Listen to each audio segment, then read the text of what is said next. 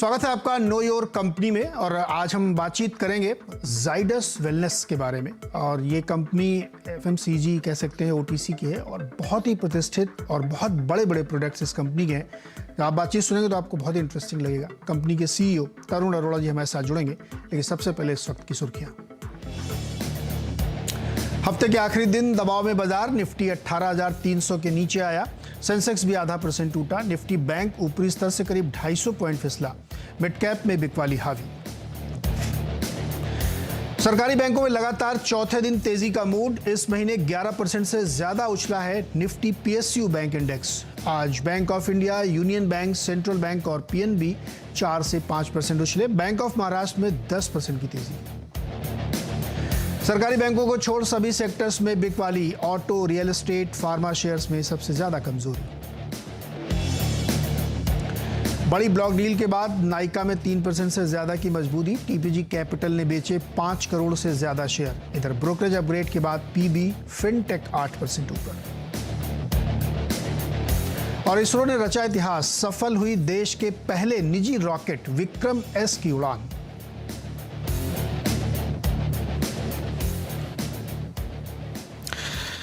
Market की इस समय सिचुएशन ये है कि करीब 80 पॉइंट नीचे है निफ्टी और 100 पॉइंट नीचे है बैंक निफ्टी। लेकिन हाई से अगर आप देखेंगे तो बैंक निफ्टी में लगभग 250-250 पॉइंट की कमजोरी आ चुकी है यहाँ पे। तो बाजार थोड़ा सा वीकनेस का ट्रेंड दिखा रहा है और ऊपरी स्तरों पे लगातार इंडाइसेस पे दबाव बना हुआ है। तो क्यों ऐसा हो रहा है और क्या रुझान इस पे रहना चाहिए, ये जानकारी लेते हैं 5paisa.com के रुचित जैन हमारे साथ है। रुचित, बहुत बहुत स्वागत है आपका। और ये मार्केट तो मतलब हर ऊपरी स्तर पे एक दबाव महसूस कर रहा है, कैसे अप्रोच कर रहे हैं आप लोग निफ्टी बैंक निफ्टी को? जी, very good afternoon. I think पिछले 5-6 ट्रेडिंग सेशन में देखिए, इनफैक्ट ये पूरा ही सप्ताह देखेंगे तो मार्केट एक काफी सीमित दायरे में इंडेक्स ने ट्रेड किए हैं।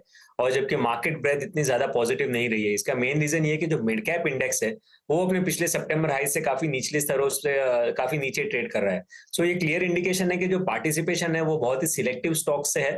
बट इंडेक्स को अगर देखते हैं निफ्टी या बैंक निफ्टी में, तो अभी तक ऐसे संकेत नहीं है कि मार्केट में कोई मेजर ब्रेकडाउन आया है इंडेक्स फ्रंट पे। सो हमें लग रहा है कि जस्ट एक टाइम वाइज करेक्शन है ये इंडेक्सेस में। और 18,200 का एक काफी इंपॉर्टेंट सपोर्ट है, वो जब तक वो सपोर्ट इंटैक्ट है तब तक कोई आपको इंडेक्स फ्रंट पे बड़ी मंदी नहीं दिखेगी। इंट्राडे करेक्शन आएंगे, नीचे सपोर्ट पे आएगा तो वापस वहां पे बाइंग दिखेगी, रेजिस्टेंस पे आएगा 18,400 के आसपास तो वहां पे वापस बिकवाली दिखेगी।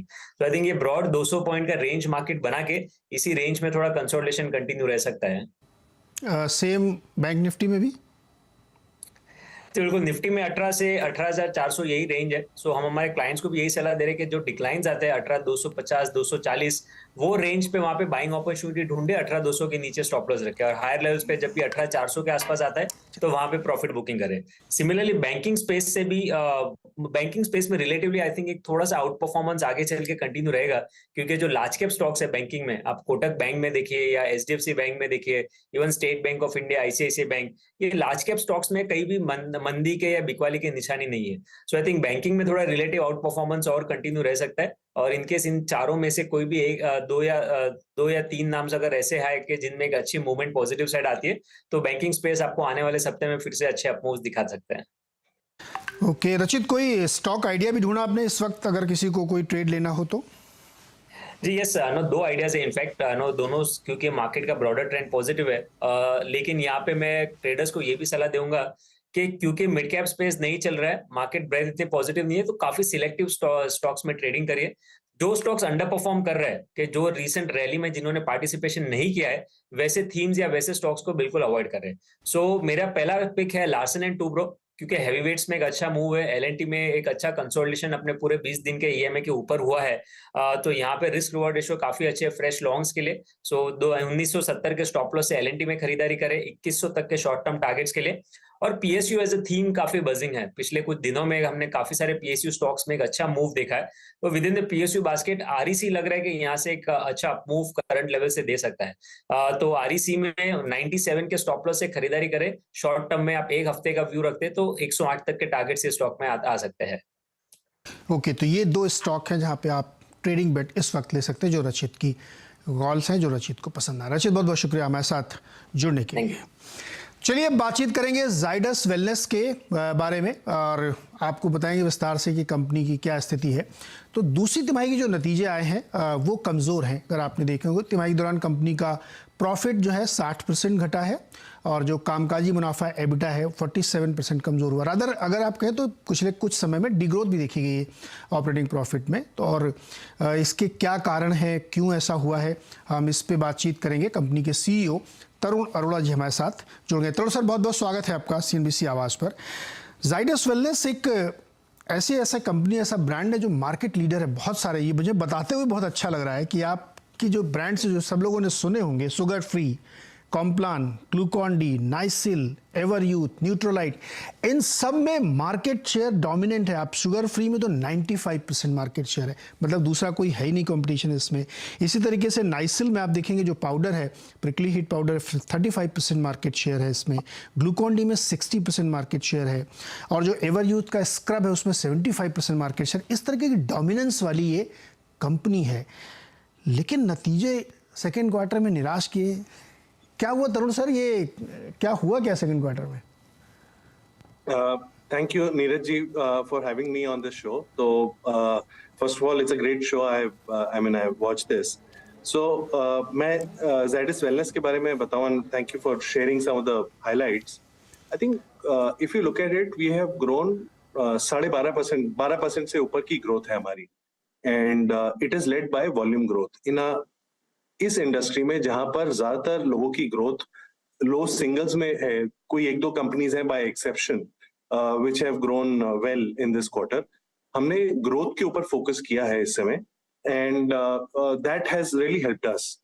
दूसरी तरफ अगर इन्फ्लेशन की तरफ देखें तो इन्फ्लेशन का कोई लिमिट है ही नहीं, इस बारी काफी ज्यादा हो रहा है। हमारे 3 जो लार्जेस्ट इंग्रेडिएंट्स होते हैं, सबसे पहला बड़ा है मिल्क, जो कि हमारे न्यूट्रोलाइट में भी जाता है, न्यूट्रोलाइट दूध शक्ति में, कॉम्प्लान में, और दूसरा लार्जेस्ट होता है डेक्सट्रोज जो कॉर्न बेस्ड होता है, और तीसरा ऑयल। नाउ लास्ट 1-1.5 साल से ऑयल बहुत ज्यादा था, अभी वो थोड़ा सा कंट्रोल में आ गया है। पिछले कुछ महीनों में मिल्क का प्राइसेस बहुत ज्यादा बढ़ गया है। तो टिपिकली प्राइसेस जो है इस इन्फ्लेशनरी टाइम में वी आर कैचिंग अप, हम यूजुअली कैच अप कर रहे होते हैं उनसे, और कई बारी उसका इम्पैक्ट कहीं ज्यादा आ जाता है। तो if I look at it, मोटा मोटा हमारा इस क्वार्टर का रिजल्ट देखें तो हमारी जो ग्रोथ है वो डिस्प्रोपोर्शनेट है, वो इंडस्ट्री लीडिंग ग्रोथ है, एवरेज FMCG के हिसाब से ज्यादा है। जो हमारा मिल्क की वजह से, खासतौर से मिल्क की वजह से, कुछ और भी प्रोडक्ट्स हैं बट खास तौर से मिल्क की वजह से उसका impact on the bottom line ज्यादा रहा है। एंड उसको फर्दर कंपाउंड किया है कि जो हमारा प्लांट में जैसे हम लोग वो खरीदते हैं, कोल या हस्क खरीदते हैं, वो भी करीबन 2-2.5 गुना बढ़ गया है। तो some of those things have also contributed. तो मोटा मोटा हमारा एक तरफ हमारा मार्जिन्स इफेक्ट हुए हैं मिल्क की प्राइसेस की वजह से, जो कि पिछले साल के मुकाबले आप ये बोल सकते हो करीबन 15-20% ज्यादा चल रहा है। और उधर से कोल और हस्क जो हम खरीदते हैं बॉयलर चलाने के लिए। And third was very high increase in wage bill, जो हम एब्जॉर्ब कर लेते हैं, we manage it through our cost management, but productivity increase करके, बट जो पिछले क्वार्टर में ही एक प्लांट में, एक स्टेट में करीबन 60% बढ़ा है वेज बिल। तो वो सब एकदम से हिट करता है, you are not able to react immediately. So that's one of the reason कि इस क्वार्टर में रिजल्ट इफेक्ट हुआ है। दूसरी चीज जो देखने वाली है कि हमारे जो ये क्वार्टर है, ये एक छोटा क्वार्टर होता है हमारा। अगर आप टॉप लाइन देखें तो 2/3 टॉप लाइन जो है, 65% ऑफ हमारा जो टॉप लाइन है वो Q4 और Q1 में आता है, बिकॉज हमारा एक डिस्प्रोपोर्शनेट प्रेजेंस समर ब्रांड्स का है, ग्लूकॉन-डी और नाइसिल का। उसी की वजह से जो हमारा बॉटम लाइन है वो भी थोड़ा सा ज्यादा उस क्वार्टर में ज्यादा आता है। तो इस क्वार्टर में हमारा मार्जिन कम होता है और operating deleverage, if I could say, कि थोड़ा सा भी कॉस्ट हिट होता है तो ड्रॉप ज्यादा दिखता है उस इम्पैक्ट में। At a total level the impact will be much lower. अगर आप यही 6 महीने का रिजल्ट देखेंगे तो ये ड्रॉप करीबन आपको 2-2.5% दिखेगा, और उसके लिए भी हमारे पास we have strategies to recover it. But इस क्वार्टर में suddenly the impact looks much higher because it's a lower profit quarter. आपने 3 चीजें बताई इन्फ्लेशन की, तो मिल्क में तो नीचे मतलब एक बार बढ़ जाता है तो नीचे आने की संभावना नहीं होती है, लेकिन एडिबल ऑयल में काफी तेजी से प्राइसेस नीचे आए हैं। बल्कि कुछ तो जो कंपनियां केवल ऑयल में डील करती हैं उनको थोड़ा नुकसान हुआ उसके चक्कर में। तो वो और प्लस जो पैकेजिंग मटेरियल आप यूज करते हैं उसकी भी कॉस्ट थोड़ी नीचे आई बिकॉज ऑफ क्रूड। तो और आपने पोर्टफोलियो बेसिस पे 2% की प्राइस हाइक ली है, सिर्फ अलग अलग सेगमेंट हो सकता है थोड़ी ज़्यादा ली हो। तो मैं ये एक्सपेक्ट करूं कि आने वाले क्वार्टर्स में या सेकेंड हाफ में थोड़ी और प्राइस हाइक आप लेंगे तब आप सस्टेन कर पाएंगे क्या? जी, एक तो हमने पिछले 2 क्वार्टर्स में करीबन हमने 7% की प्राइस हाइक ली थी। अभी हमने 2% की और ली है एंड वी आर कॉन्टेम्पलेटिंग कि हमारे को शायद थोड़ी और भी लेनी पड़ेगी जहां जरूरी होगा। हमारा प्लान ये है कि क्वार्टर 4 तक आते आते हम पूरी तरह से इसको कवर कर लें जो भी कॉस्ट इन्फ्लेशन है। लेकिन एक्शन अभी होता है, उसका रिजल्ट्स अगले 2-3-4 महीनों में दिखने लगेगा पूरी तरीके से, बट एक्शंस हमारे ऑलरेडी इन प्लेस है। तो क्वार्टर 4 तक हम पूरा रिकवर कर सकना चाहिए मेरे हिसाब से, unless there are some new कुछ नई चीजें आ जाती हैं तो ठीक है, बिकॉज हमारे को एक तरफ मार्जिन भी प्रोटेक्ट करना है, हमारे को कंज्यूमर बेस भी ग्रो करना है, उधर से अपना मार्जिन प्रोटेक्ट करना है। तो both those actions are in place. Quarter 4 end तक वी डू एक्सपेक्ट कि पूरा का पूरा रिकवर हो जाए। करेक्ट। अच्छा, बीच में क्या कोविड बहुत लंबा चला था तो उसकी वजह से भी नुकसान हुआ। दर्शकों को ये बात, निवेशकों को ये बात ध्यान रखनी चाहिए। सर, आपके 2 प्रोडक्ट के बारे में और बात करूंगा। एक शुगर फ्री है, शुगर फ्री में डोमिनेंस है, मतलब मोनोपोली कह सकते हैं आप उसको, लेकिन उसमें भी अगर थोड़ा और अंदर जाए तो शुगर फ्री ग्रीन है, शुगर फ्री लाइट है, उसमें बहुत जबरदस्त ग्रोथ है। बेस प्रोडक्ट में थोड़ी कम है। दूसरा कंप्लान है, कंप्लान में मैं डिग्रोथ तो नहीं कहूंगा लेकिन उसकी ग्रोथ नहीं हो पा रही, क्यों? पहले शुगर फ्री की बात करते हैं। आई थिंक शुगर फ्री की हमारी जो मेजर मेजर चीजें जो हमारे को देखने की जरूरत है ग्रोथ के ऊपर जो इम्पैक्ट कर रहा है, एक तो फियर जो इंटरनेट में क्वाइट ऑफन बिना साइंटिफिक रीजन के देयर इज कि पता नहीं क्या हो जाएगा शुगर सब्स्टिट्यूट्स लेके, जबकि there is no sufficient scientific evidence कि उससे कुछ नुकसान होता है, बट पीपल अज्यूम काफी सारी चीजें, बहुत सारे पब्लिकेशन भी आते हैं, मोर ऑफ इंटरनेट। तो सम ऑफ द पीपल इसलिए थोड़ा सा पीछे हटते हैं। गोल्ड वगैरह जो हमारा एस्पर्टेम बेस्ड है, या सुक्रोलोज तो even some international bodies recommend they are safe for even small children and everyone। तो मेरे हिसाब से थोड़ा सा उसका फियर फैक्टर होता है। दूसरा, प्राइस कुछ ज्यादा होता है इन्फ्लेशनरी टाइम में, some people are affected, and covid के टाइम पे लॉट ऑफ कंजम्पशन हैपेंड, तो उसका थोड़ा बेस इफेक्ट भी है। हैविंग सेड दैट, हमारा रीजन शुगर फ्री ग्रीन को जो स्टीविया बेस्ड नेचुरल प्रोडक्ट है, यही था कि जिसको अगर आपको, वैसे तो हमारे हिसाब से बिल्कुल सेफ है, आप excess of anything is bad, कुछ भी ज्यादा लेंगे तो नुकसान होता है, but this is very safe. I myself consume it not for under fear of anything, but I think it's a healthy way of life. तो इसको, जिसको अगर ये है चिंता है कि ये पता नहीं ठीक रहेगा कि नहीं, आप ग्रीन लीजिए, शुगर फ्री ग्रीन, और उसके ऊपर हमारी इन्वेस्टमेंट भी अच्छी चल रही है, डिस्ट्रीब्यूशन एक्सपेंशन के ऊपर भी फोकस है, and we are getting consumers to move it. So I think my view is कि जो भी कंसर्न्स है कंज्यूमर्स के, उसको हम एड्रेस कर पाएंगे शुगर फ्री ग्रीन से।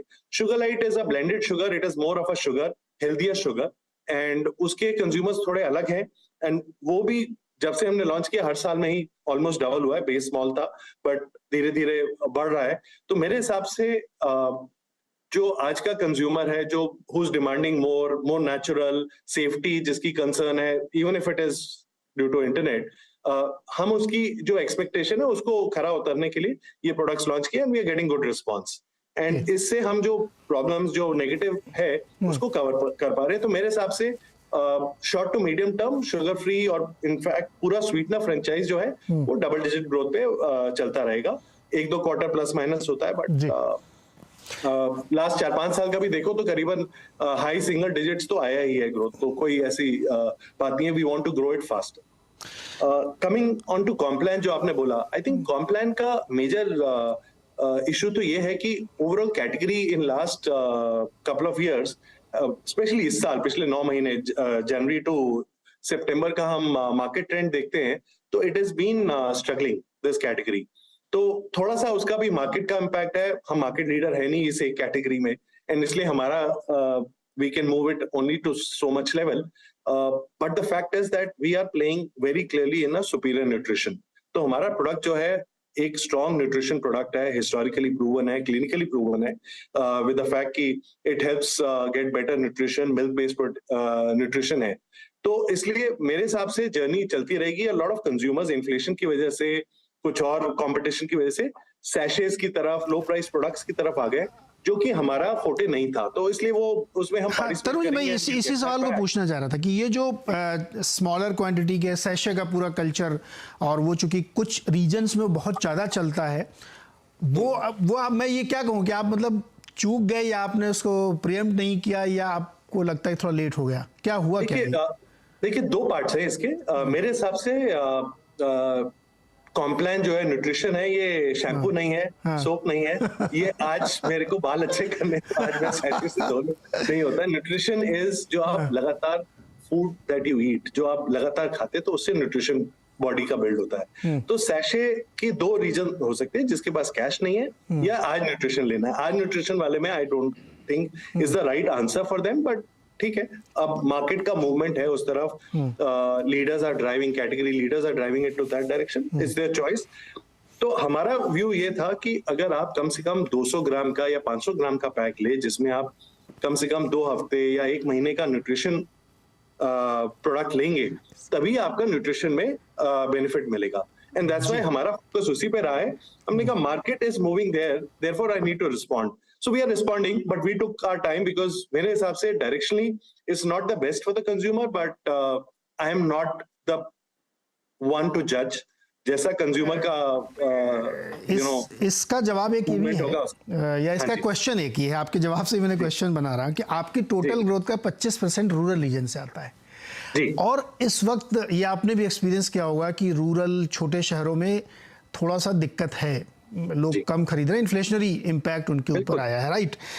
तो चूंकि अब ये बात सही है कि हेल्थ न्यूट्रिएंट है, हेल्थ फूड ड्रिंक है, तो आप बल्क में खरीदेंगे, 15 दिन खाएंगे, लेकिन चूंकि इन्फ्लेशनरी इम्पैक्ट आया है उन जगहों पे, तो शायद लोगों ने कम खरीदा है, राइट सर? तो ये एक बड़ी थीम है कि इस वक्त रूरल इलाकों में बड़ी दिक्कत हो रही है. ईज आउट हो रहा है या अभी भी वो बनी हुई है? मेरा जो मानना है, पिछले कुछ क्वार्टर्स में तो काफी दिक्कत आई है, बट मॉनसून अच्छा रहा है, गवर्नमेंट की सपोर्ट बहुत स्ट्रांग है, चाहे through MSP, other programs. I think आने वाले महीनों में रूरल सर्टनली इंप्रूव होगा, और हमारी भी एक्सपेक्टेशन ये है, क्योंकि हमारे हायर रूरल फोकस प्रोडक्ट्स जैसे ग्लूकॉन-डी, नाइसिल, वो तो अच्छा करते ही हैं. इवन शुगर फ्री कॉम्प्लान भी रूरल में ग्रो करते हैं, तो हमारे लिए अच्छा ही है अगर रूरल ग्रो करे. और मेरे को ये लगता है कि अगले 2 महीने में आएगा या 6 महीने में आएगा, but clearly it should improve with a background of good season, good government support.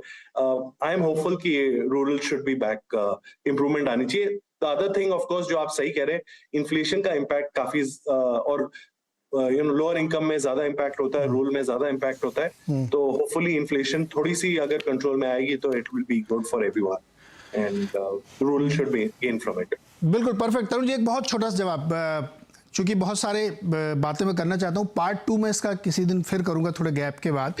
लेकिन एक सवाल ये कि क्या थर्ड क्वार्टर ऑनवर्ड्स मैं एक्सपेक्ट करूँ, चूंकि आपकी रॉ मटेरियल कॉस्ट काफ़ी तेज़ी से गिर रही है, तो मार्जिन और प्रॉफिट कम से कम पहले के लेवल पे ले आएंगे आप, अगर बहुत शानदार नहीं पेश किए तो प्रोग्रेसिवली इंप्रूव होगा, पूरी तरह नॉर्मल नहीं आएगा. By quarter 4 we hope to get it back to normal, but progressively improve होगा, because it's a ongoing business. और मिल्क का प्राइसेस कम हुआ नहीं है. देयर इज अ मिल्क वो कम होगा भी नहीं in the country, which is the largest raw material. तो इसलिए बाय क्वार्टर 4 बिल्कुल नॉर्मल आ जाना चाहिए, क्लोज टू नॉर्मल आना चाहिए. Quarter 3 I think progressively improve होना चाहिए. सर लगता नहीं दूध के दाम कम होंगे, क्योंकि वो एक बार बढ़ जाते हैं तो फिर बढ़ ही जाते हैं. खैर एनीवे, हाँ, लेकिन वो हम पास ऑन भी करते हैं. प्रॉब्लम ये भी होता है कि कंज्यूमर की अफोर्डेबिलिटी भी देखनी होती है, but we pass on. And हमारा पोर्टफोलियो है, milk is just one of the largest one, but not the only one.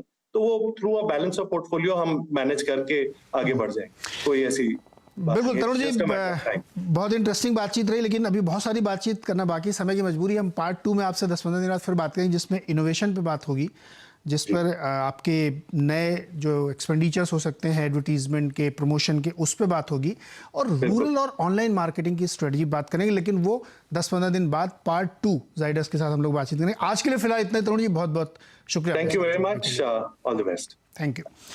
Zydus wellness leader है बहुत सारे सेगमेंट में, लेकिन एक दिक्कतों से इस वक्त गुजर रहा है, इसलिए स्टॉक में कमजोरी है। क्या दिक्कतें कब तक दूर होंगी, ये आपने अभी विस्तार से इसमें सुना। छोटा सा ब्रेक के बाद मार्केट बातचीत।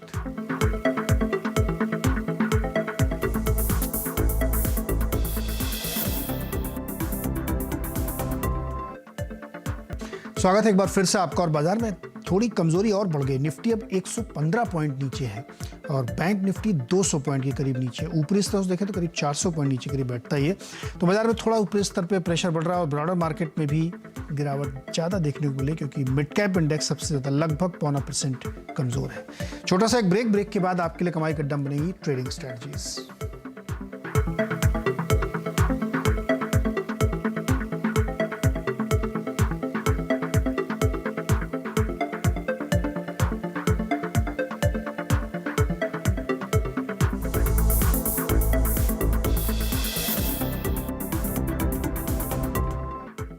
Mongia Steel presents Majboot Stocks of the Day.